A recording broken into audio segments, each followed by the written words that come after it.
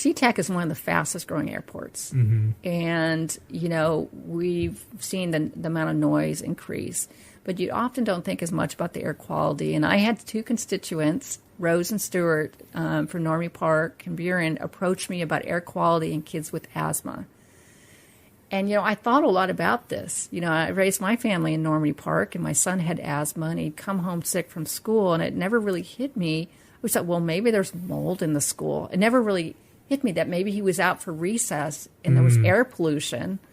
And then I started thinking, how's that affecting our kids? Well, it turns out that the University of Washington was doing air quality studies around airports. They had done LAX in Atlanta, but they had never done anything around SeaTac. Wow. So I reached out and we started meeting.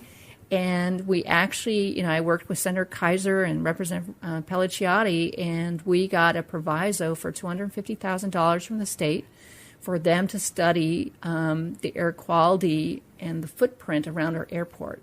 And it turns out that Jet A fuel has what's called ultrafine particles, and they remain very concentrated, especially in landings, and they go all the way to the ground. And that there's really a lot of evidence that these particles, they pass the blood-brain barrier. They cause inflammation in the lungs and the brain.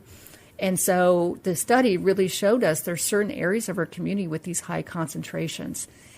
So I, been working with the University of Washington, we decided with some really amazing community advocates to reach out to Boston. Interesting. Because they had been doing it, but they went from not only doing outdoor monitoring, which is what we've done, to indoor. And so what they found is like 70 to 80% of the ultrafine particles outdoors go indoors into a home. Oh, man. And you end up with this pollution in the home.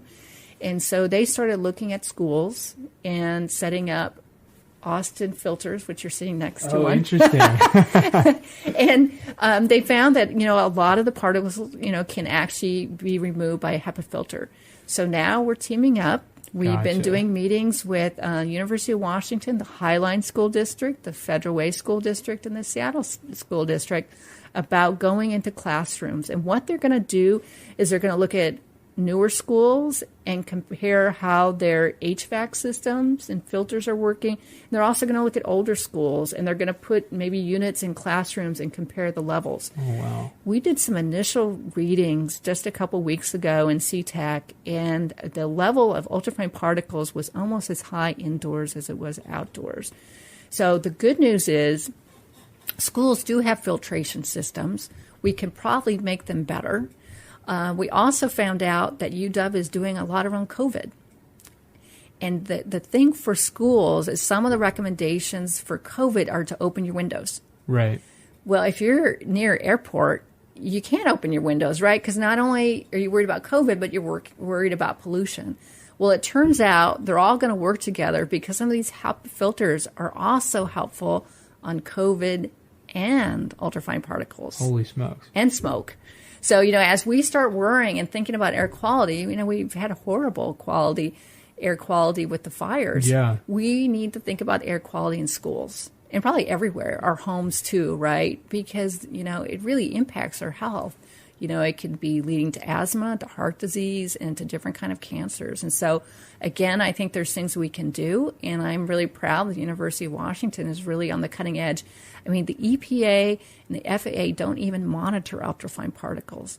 I mean, we're really doing the research to say, hey, Wow. you need to have this on your radar screen. And some of us testified a couple weeks ago at the FAA hearing on this. But, I feel like we're making good steps. We're making sure that our kids can have the best air quality possible.